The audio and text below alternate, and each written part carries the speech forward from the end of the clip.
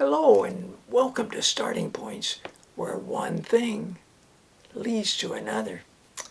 I've got some examples for you. I had planned to share these books and those books and these books with you. But I got an email today that said that this book needed to be returned. So I thought, you know what? I think I'll just do a video about this book and the other library books that I have. I'll show you. This book is called 10 Million Aliens. So I guess that's perhaps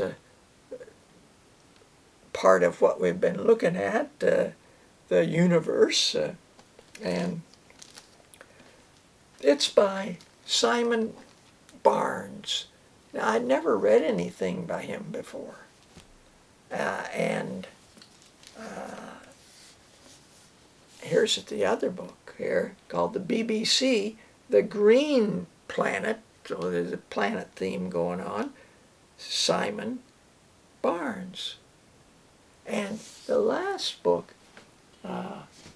is called Animal Earth, the amazing diversity of living creatures. And it's primarily photographs, especially photographs of things that are really, in many cases, too small for us to even notice. So, without further ado, I'm going to try to be adaptable and change. And I thought of all the short essays, usually 3, 4, 5 pages per phylum or per animal. This one, Unkillable Bears. Now, I found all of his short essays quite fascinating. His writing it was very moving. I like what he had to say. And rather than try to point out all the different creatures that he looks at in this, I thought I'll read you about these unkillable bears. I must confess I had an unworthy thought in the course of putting this book together. This is Simon. Temptation shook me as a terrier shakes a rat, as it says in one of the great Modesty Blaze thrillers. I thought it might be a smart whiz to stick in a couple of hoax chapters. I could, for example, devote a chapter to something gloriously unlikely, but borderline plausible, like a flying mice, or we have flying squirrels. And I reckon people would swallow just about anything when it comes to inverts, so I could describe, say, a miniature bear with 8 legs that you can boil or freeze or smother with radiation and still not kill it. But on second thoughts, I realized that nobody would believe that sort of thing. If the principal aim of a living creature is survival, we are wasting our time being human.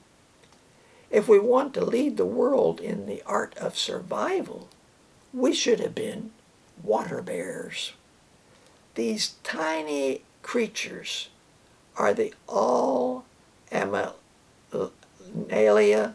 masters of survival. For a start, you can find them everywhere in the world. They can cope with the tropics. They can cope with the Arctic and the Antarctic. They are microscopic. Most species are less than a millimeter in length.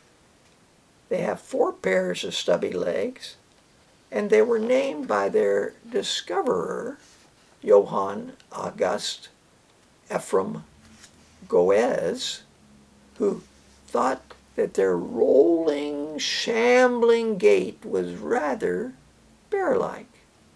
So he said each one was ein kleiner Wasserbär, a little water bear. And they make up their own phylum with around 1,000 species. This is the phylum of tardigrades, or slow steppers. They are sometimes called moss piglets. That's because the easiest place to encounter them is on a chunk of moss. They prowl these miniature forests in their ursine amble, armed with jaws that can pierce cell walls.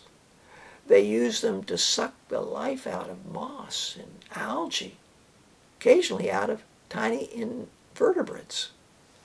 And this frankly uncomplicated way of looking at the world has made them brilliantly ubiquitous.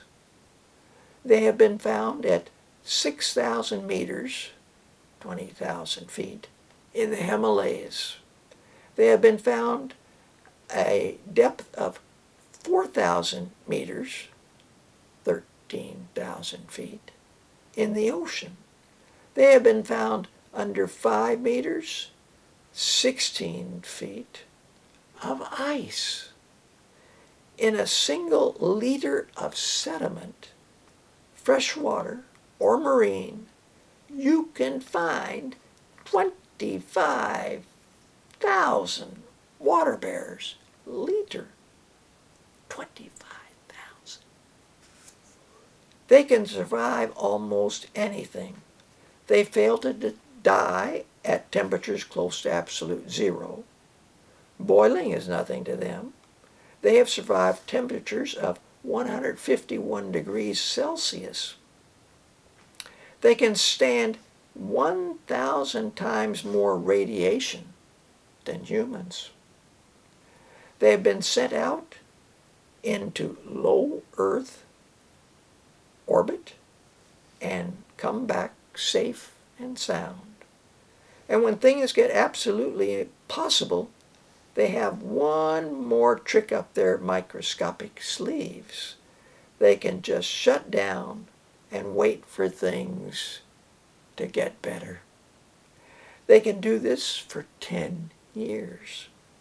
When there is no moisture, they can go into a phase called cryptobiosis, hidden life. It has been described as the instant coffee phase. They become flecks, almost completely nothing, and yet when a droplet of water comes along, they become living things once more. Some species have avoided that messy sex stuff and have gone into for virgin birth, for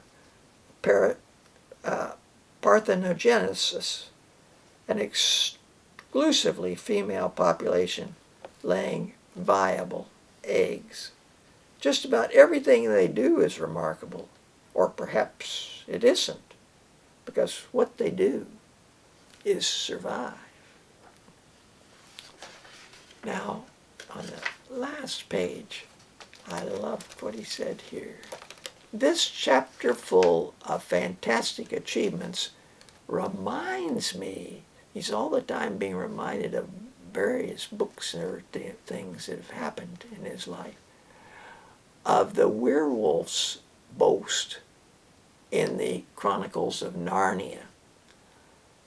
I can fast 100 years and not die. I can lie 100 nights on the ice and not freeze. I can drink a river of blood and not burst. Show me your enemies. This speech is about deep and frightening magic, the sort of thing that confounds the reader's expectation of what is possible and what is not. But down there, under the wrong end of the microscope, the water bears are doing the same sort of thing as a matter of routine. I could, I suppose, put in a werewolf chapter in this book and try to make you believe it, though I don't suppose I'd succeed.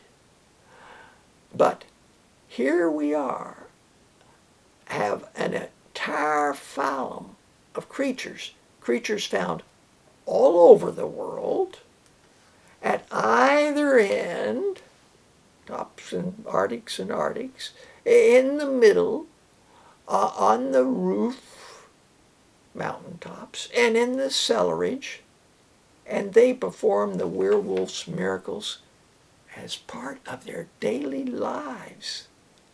There really is no point in making up stuff about the wild world. The wild world is better at invention than we are. It not only has an infinitely deeper imagination, it has been doing it for millions and millions of years. Well, the animal earth, the amazing diversity of living creatures. Ross Piper. Now, I'm just going to show you, I've got some brittle stars. It is just one of a number of examples in this book of the brittle stars are here. The diversity that a form can take. And then, lo and behold, using special enlarging photography, we get, there's the bear right there. And it's not desiccated, it's full ambling. You can see its legs. Maybe it's on some moss, actually. And with a special enlargement, here is its egg.